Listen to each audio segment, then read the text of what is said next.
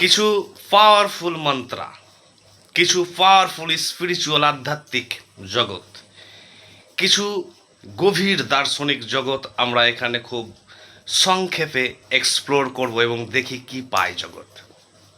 প্রথমে উপনিষদ থেকে, আসাতো মা সদ্গমায় তমসো মা জ্যোতির্গমায় মৃত্যুর্মা অমৃতম গমায়। ওম শান্তি শান্তি ওম শান্তি শান্তি ওম। অর্থাৎ, ও ব্রহ্ম, হে ব্রহ্ম, lead me from darkness two light, from falsehood two truth. অর্থাৎ জীবনের অজ্ঞতা অন্ধকার থেকে আমাকে আলোর পথে পরিচালিত করো। লাইট মানে হচ্ছে এখানে স্পিরিচুয়াল লাইট, আধ্যাত্মিক লাইট, আলো, দার্শনিক লাইট, অর্থাৎ আলোকিত করো আমাকে। পুরুষ, এবার আসছে গীতা, উপনিষদ এবং বেদ একত্রে। পুরুষ এবেদং সর্বম সর্বম কালবিদং ব্রহ্ম সর্বভূতস্থম আত্মনং। ওম নমো ব্রহ্ম।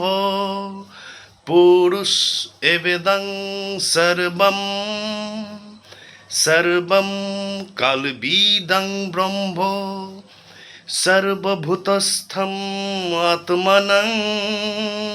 ওম নমো ব্রহ্ম। অর্থাৎ উপনিষদ এবং বেদের যে রিয়ালিটি, চূড়ান্ত সত্য, সেটা কোনো প্রথাগত গড বা ঈশ্বর ভগবান নয়, তিনি একটি অজড় অপার্থিব সত্তা, যাকে বলা হয় ব্রহ্ম। তো বলছে পুরুষ এ বেদাং সার্বাম, এই পুরুষা বলা হচ্ছে তাকে, পুরুষ অর্থাৎ কোনো পুরুষ মানুষ নয়, সেই সত্তাটির নাম হচ্ছে পুরুষ। তিনি সার্বাং কাল বিদং ব্রহ্ম, অর্থাৎ এভরি টাইম এবং প্লেসে সে উপস্থিত, অল ইউবিকুইটাস অ্যান্ড অল পারভেসিভ, অমনি প্রেজেন্ট দ্যাট সত্তা। সে অজড় অব্যক্ত অদৃশ্য সত্তা, সমস্ত জায়গায় উপস্থিত, যা সমস্ত টাইম এবং স্পেসের ঊর্ধ্বে। সর্বম কালবিদং ব্রহ্ম সর্বভূতস্থম আত্মানং, এবং সমস্ত জায়গায় সেই সত্তা আছে। এবং এই রিয়েলিটিকেই বলা হচ্ছে কোরআনে লা ইলাহা ইল্লাল্লাহ, অর্থাৎ there is no god but আল্লাহ। আল্লাহ ছাড়া আর কোনো দ্বিতীয় দেবত্ব নেই বা ঈশ্বর বা ভগবান নেই কোন অর্থে। অর্থাৎ আল্লাহ হচ্ছে একটি অজড় অপার্থিব অদৃশ্য অব্যক্ত সত্তা, সে ছাড়া আর কোনো কিছুই নেই। টোটাল জগৎটাই হচ্ছে আল্লাহ, টোটাল জগৎটাই হচ্ছে ব্রহ্ম। অর্থাৎ আমি যেখানে যাই, যাই করি, যেদিকে তাকাই, যা দেখবো, তাই বলছে কোরআনে, I am in the east, I am in the west, wherever you turn you will see the face of আল্লাহ। যেদিকেই তুমি ঘুরবে সেদিকে আল্লাহর তুমি চেহারা দেখতে পাবে রূপকীয় অর্থে।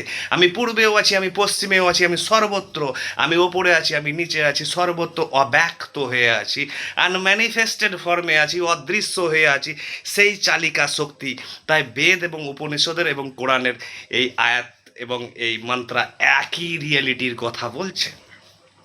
তারপর আসছে গীতায়, যদা যদা হি ধর্মস্য গ্লানির্ভবতি ভারত অভ্যুত্থানম অধর্মস্য তদা আত্মান সৃজামি অহম পরিত্রাণায় সাধুনাং বিনাশা চ দুষ্কৃতম ধর্ম সংস্থাপন অর্থয় সম্ভাবিমি যুগে যুগে।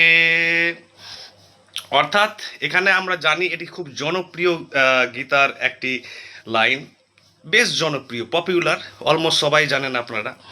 And I am not a Sanskrit scholar, আমি সংস্কৃত স্কলার নয়, আমার উচ্চারণে অনেক ত্রুটি আছে, কিন্তু মোটামুটি মেসেজটা আমি কনভে করতে চাইছি, যার মাধ্যমে আমি যে ট্রুথটা প্রকাশ করতে চাইছি সেটা বলছি। তো শ্রীকৃষ্ণ বলছেন, যখন যখন ধর্ম সংকটে থাকে তখন তখন আমি আবির্ভূত হই নতুন রূপে এবং ধর্মকে প্রতিষ্ঠা করি এবং অধর্মের বিনাশ করি। কথাটা হচ্ছে তাহলে কি আগামীতে ভবিষ্যতে শ্রীকৃষ্ণ আবার আসবেন?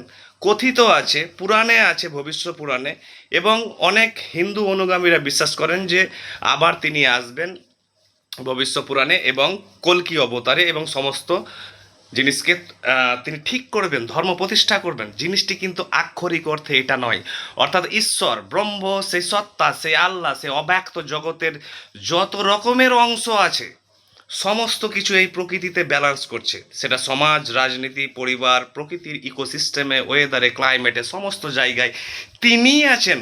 তারই অবতার হচ্ছে শ্রী রাজা রামমোহন রায়, ঈশ্বরচন্দ্র বিদ্যাসাগর, হজরত মোহাম্মদ, যীশুখ্রিস্ট থেকে বুদ্ধ থেকে শুরু করে সমাজকর্মীরা যত আছে, লেখকরা যত আছে, দেশপ্রেমিকরা যত আছে, তারই অংশ, তারই অবতার, সব ছোট ছোট অবতার, যারা সমাজে ধর্ম প্রতিষ্ঠা করতে এসেছেন, যারা সমাজকে সংস্কার করতে এসেছেন, যারা সমাজের অজ্ঞতাকে দূর করে তারা সত্য প্রতিষ্ঠা করতে এসেছেন।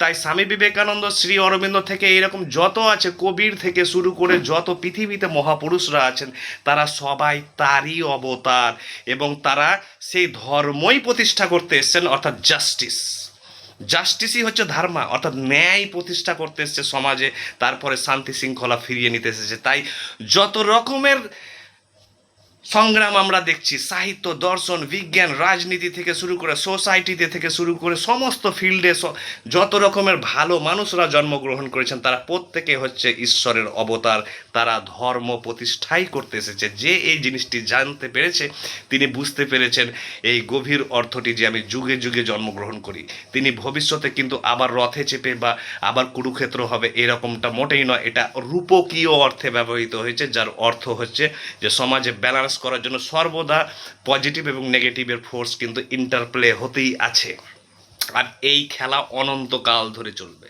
Thank you.